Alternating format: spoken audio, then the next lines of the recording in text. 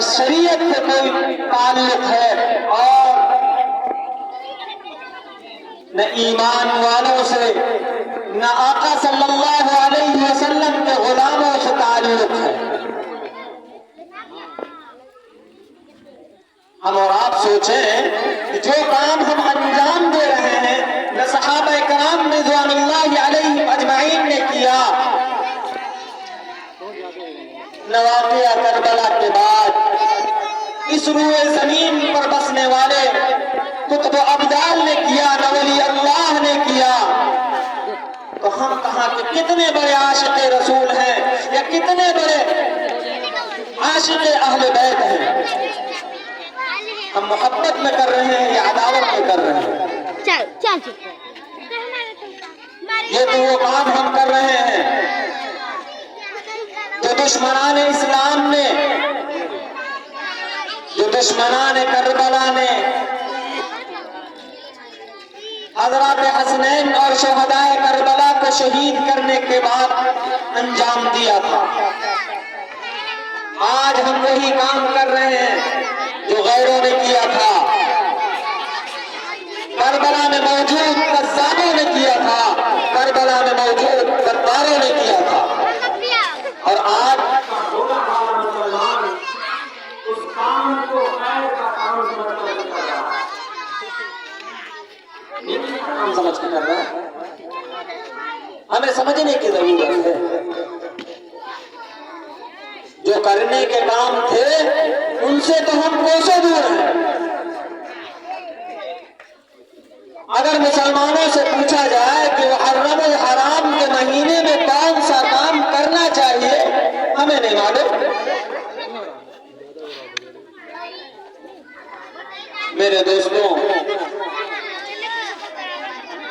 ऐसा तो नहीं है कि मुहर्रमुल हराम की 10वीं तारीख या मुहर्रमुल हराम की 7वीं तारीख शहदाए करबला के वाक़ये के बाद ही ये तारीख आई, नहीं। और ऐसा भी नहीं है कि इस मुहर्रमुल हराम के 10वीं तारीख की फजीलत शहदाए करबला, वाक़या करबला के बाद ही इसकी अज़मत, इसकी फजीलत हुई, ऐसा भी नहीं। इसकी फजीलत तो शुरू दिन से है। अगर इसकी फजीलत का हमें और आपको अंदाजा लगाना है तो हमें और आपको शुरू दौर में जाना होगा कि हजरत आदम अला नबीना अलैहिस्सलातु वस्सलाम को अल्लाह रब्बुल इज्जति वल जलाल ने जब जन्नत से बाहर कर दिया, आप रोते रहे, गिड़गिड़ाते रहे, अल्लाह से माफी मांगते रहे। हजरत आदम अलैहिस्सलातु वस्सलाम की जब तौबा कबूल हुई तो वो मुहर्रमुल हराम की 10वीं तारीख थी। हजरत यूनुस अलैहिस्सलातु वस्सलाम को जब मछली के पेट से बाहर किया गया, वो तारीख भी मुहर्रमुल हराम की 10वीं तारीख थी।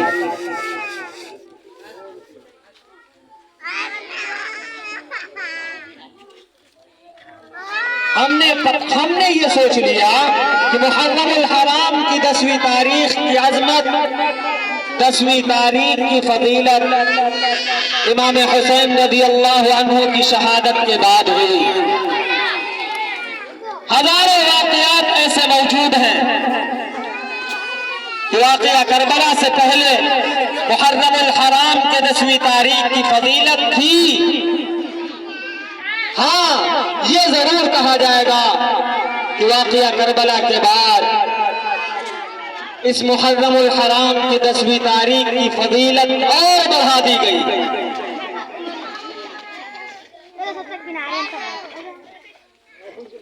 हमें बात ये करनी है और हमें सोचना ये है कि हमें करना क्या चाहिए था और हम कर क्या रहे। और अगर जो हम कर रहे हैं क्या कहीं से जर्रा बराबर भी इसके करने की गुंजाइश है? अगर है तो बताइए, हम लोग भी करें। भाई हर चीज के करने की कोई ना कोई वजह होती है। हर काम के करने की कोई ना कोई वजह होती है नहीं होती है। मैं आप हजरात के सामने बयान करने के लिए नहीं बैठा हूँ, सिर्फ आप हजरात से बात करने के लिए बैठा हूँ। आपके बीच का रहने वाला हूँ, किसी का भाई हूँ, किसी का भतीजा हूँ, किसी का चच्चा हूँ।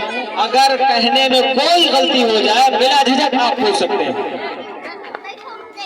मैं बात करने के लिए, हम और आप गौर करें कि कोई भी काम जब हम और आप करते हैं तो उस काम के करने की कोई ना कोई वजह होती है। कोई भी काम हम करेंगे उसकी कोई वजह होती है नहीं होती है। बिला वजह तो कोई काम नहीं किया जाता है, हत्ता के बिला वजह खाना भी नहीं खाया जाता है।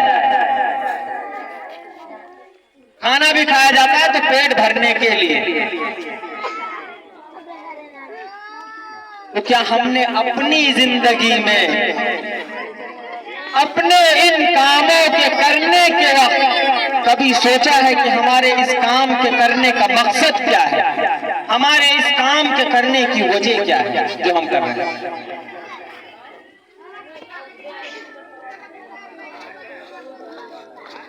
हजरत इमाम हुसैन रज़ी अल्लाह ताला अन्हु की मोहब्बत में कर रहे हैं, शहदाए करबला की मोहब्बत में कर रहे हैं, अहले बैत की मोहब्बत में कर रहे हैं या उनसे दुश्मनी में कर रहे हैं? हम और आप खुद अंदाजा लगाएं और गौर करें कि हम सबसे पहले तो अपने आप को जनाब मोहम्मद रसूलुल्लाह सल्लल्लाहु अलैहि वसल्लम का आशिक कहते हैं।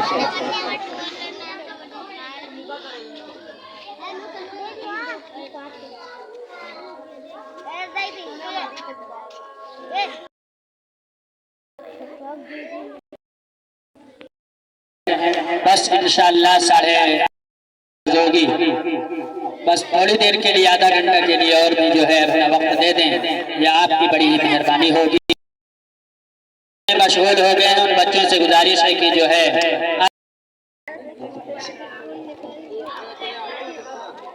जी, तो मैं अर्ज ये कर रहा था आप हज़रात से कि हम जो काम कर रहे हैं कभी हमने गौर किया कि इसके करने की वजह क्या है?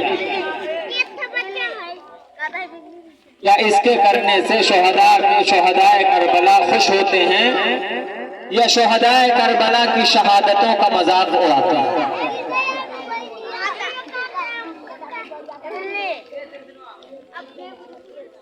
आज हमारे मुआशरे में जो तरह तरह के इस मुहर्रमुल हराम के महीने में बिदआत और खुराफात राइज हैं,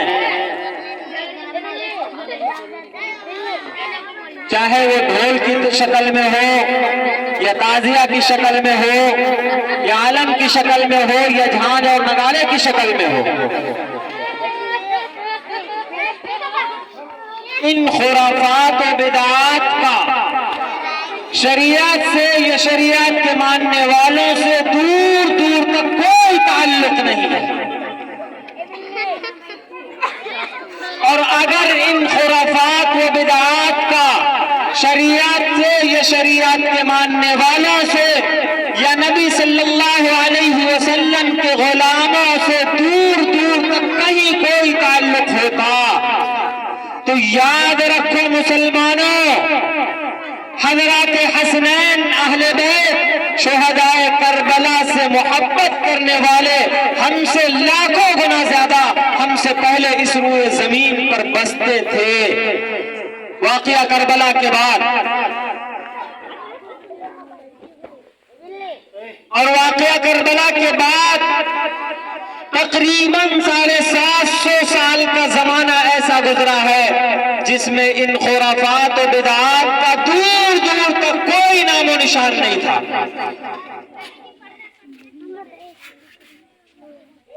अब आप हज़रात खुद सोचें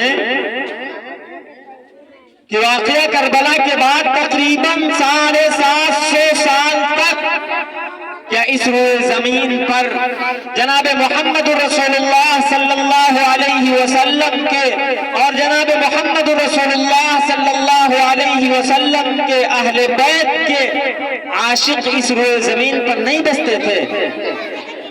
ईमान वाले हजरात हसनैन से मोहब्बत करने वाले इस रोए जमीन पर नहीं थे। 750 साल के बाद इस रोए जमीन पर उभरने वाला इंसान उनसे बड़ा नबी का आशिक हो गया, उनसे बड़ा शहदाए करबला का आशिक हो गया, हजरत इमाम हुसैन रज़ी अल्लाह ताला अन्हु का आशिक हो गया।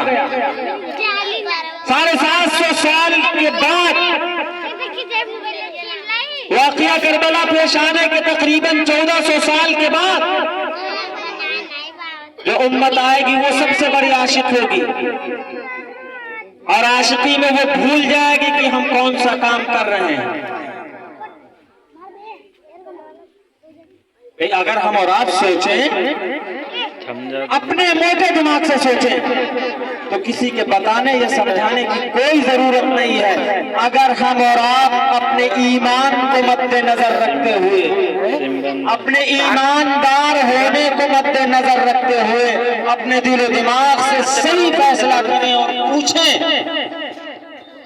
तो बेतहाशा हम ये कहने पर मजबूर हो जाएंगे कि जो काम हम अंजाम दे रहे हैं ये नबी के आशिकों का नहीं है, ये हजरत इमाम हुसैन रज़ी अल्लाह ताला अन्हु के आशिकों का नहीं है, ये उनके दुश्मनों का काम है। और अगर हम और आप ये कह रहे हैं, ये समझ रहे हैं कि ये हजरत इमाम हुसैन रज़ी अल्लाह ताला अन्हु की मोहब्बत आशिकों का काम है, तो किस बुनियाद पर जो ढोल ताशे तमाशे ताजिया ये सब हम कर रहे हैं, ये किस बुनियाद पर कर रहे हैं? मोहब्बत में कर रहे हैं या गम में कर रहे हैं? दोनों चीजों में से कोई एक चीज तो हम पकड़ेंगे कि मोहब्बत में कर रहे हैं या गम में कर रहे हैं। बात सुनिएगा, मौका नहीं है तफसील बयान करने का, दोनों चीजों का जवाब सुनिए कि अगर हम मोहब्बत में कर रहे हैं तो कोई शख्स आए और मुझे बताए जनाब मोहम्मद रसूलुल्लाह सल्लल्लाहु अलैहि वसल्लम का फरमान सुनिए और समझिए, उसके बाद जवाब दीजिए कि जनाब मोहम्मद रसूलुल्लाह सल्लल्लाहु अलैहि वसल्लम का फरमान है कि इंसान उस वक्त तक कामिल मुसलमान नहीं हो सकता, उस वक्त तक उसका ईमान मुकम्मल नहीं हो सकता जब तक कि उसके वालिदैन, उसकी औलाद, उसके जान माल तमाम चीजों से ज्यादा मेरी यानी मोहम्मद सल्लल्लाहु अलैहि वसल्लम और मेरे खानदान की मोहब्बत न हो जाए। यानी आपके वालिदैन, आपकी बीवी बच्चे, आपकी अपनी मेहनत की कमाई और आपकी अपनी जान, इन तमाम चीजों से ज्यादा जनाब मोहम्मद रसूलुल्लाह सल्लल्लाहु अलैहि वसल्लम की और आपके खानदान की मोहब्बत हमारे दिल में होगी, तब हमारा ईमान मुकम्मल होगा, तब हम ईमान वाले होंगे। बात समझ में आई? अब अगर हम मोहब्बत में कर रहे हैं तो करने वाले हजरात कोई एक आदमी आकर के बताए कि खुदा न खास्ता इन्हीं करने की दिनों में, जो काम हम कर रहे हैं इसी काम के करने की दिनों में अगर उसकी माँ की तबीयत खराब हो जाए, जरा सा बुखार आ जाए, या उसकी औलाद का एक्सीडेंट हो जाए, या उसके बाप का एक्सीडेंट हो जाए, पैर टूट जाए, हाथ टूट जाए, या पेट में शदीद तकलीफ हो जाए, तो बाप तकलीफ में तड़प रहा होगा। बेटे का एक्सीडेंट हो गया, बेटा तकलीफ में तड़प रहा है, माँ की सर में दर्द है, माँ बेहाल है, तड़प रही है और बेटा ढोलक बजा रहा है कोई? है कोई करने वाला? जरा सी माँ के सर में दर्द हो जाए, बुखार आ जाए, पूरा घर लग जाता है। बच्चों को बुखार आ जाए, पूरा घर लग जाता है। नहीं करेंगे, क्यों? बच्चे से मोहब्बत है। और यहाँ करबला के मैदान में हजरत इमाम हुसैन रज़ी अल्लाह ताला अन्हु का पूरा खानदान इस दीन इस्लाम की सरबुलंदी के लिए अपने आप को मिटा दिया, अपनी गर्दनों को कटा दिया। और आज का भोला भाला मुसलमान उनके नाम पर झय्यम झक्का, रे झय्यम झक्का। क्यों? माँ के बुखार आने पर तो नहीं कर रहे हैं मोहब्बत में, और अगर गम में कर रहे हैं तो क्यों कर रहे हैं? आपकी ज़हनियत, आपकी सोच या आपकी मोहब्बत ज्यादा है हज़रात हसनैन शहदाए करबला से, शहदाए इस्लाम से, या कि अल्लाह तबारक व तआला को? ये शहदाए करबला के बाद के मुसलमानों पर, बाद के असहाब पर। ऐसा तो नहीं है कि वाक़या करबला के बाद सहाबाए किराम इस रोए जमीन पर नहीं थे। कभी नहीं किया किसी ने। और फिर शहादत का गम क्यों? शहादत का गम क्यों कर मनाना? इस रोए जमीन पर जो जानदार चीजें आई हैं सबको जाना है। जितने लोग भी इस दुनिया में आए हैं सबको मर करके जाना है। सब जाते हैं, मर करके जाते हैं। और शहीद जाता है तो पर्दा फरमाता है, शहीद मरता नहीं है। ये ना मैं कह रहा हूं, ना कोई मुफ्ती कह रहा है, ना कोई नबी कह रहा है, ना कोई वली कह रहा है। ये कौन कह रहा है? ये अल्लाह तबारक व तआला फरमा रहे हैं, वला तहसबन्न अल्लज़ीना क़ुतिलू फ़ी सबीलिल्लाहि अमवाता बल अहयाउन इन्द रब्बिहिम युरज़क़ून। कि अल्लाह के राह में शहीद हुए को, अल्लाह के राह में गर्दन कटाने वाले को तुम मुर्दा न कहो। वो मुर्दा नहीं है, वो जिंदा है। अल्लाह तबारक व तआला अपने खजाने से उन्हें खाना खिलाता है, जो तुम्हारी समझ से बहुत दूर है। और अगर शहादत की, एक मोटी बात समझ लीजिए, मैं अपनी बात खत्म कर रहा हूं, कि अगर शहादत गम की चीज होती, अगर शहादत गम मनाने की चीज होती, तकलीफ की चीज होती, तो जनाब मोहम्मद रसूलुल्लाह सल्लल्लाहु अलैहि वसल्लम कभी शहादत की तमन्ना न फरमाते, कभी शहादत की दुआ न मांगते। जनाब मोहम्मद रसूलुल्लाह सल्लल्लाहु अलैहि वसल्लम ने बारहा शहादत की दुआ मांगी, शहादत की तमन्ना की।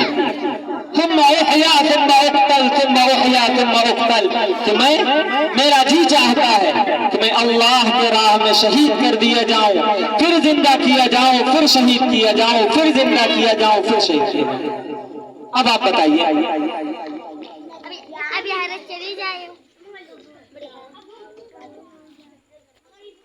किताबों में आता है कि जन्नत में जाने के बाद, एक बात ये खाली आखिरी बात, जन्नत में जाने के बाद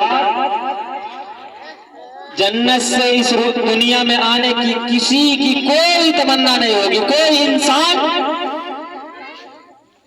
किसी इंसान की ख्वाहिश नहीं होगी कि उसे दुनिया में लौटा दिया जाए। जन्नत में मिलने के बाद हम और आप इस दुनिया में भेजे गए जन्नत के हासिल करने के लिए, जहन्नम से बचने के लिए, और जन्नत में दाखिले के लिए सिर्फ इस रोए जमीन पर भेजे गए। जन्नत में दाखिले के बाद किसी की कोई ख्वाहिश नहीं होगी कि वो दुनिया में भेजा जाए। दुनिया के खुराफात, लड़ाई झगड़े, मेहनत मजदूरी, किसी की ख्वाहिशें भी नहीं होगी, लेकिन शुहदा की तमन्ना होगी।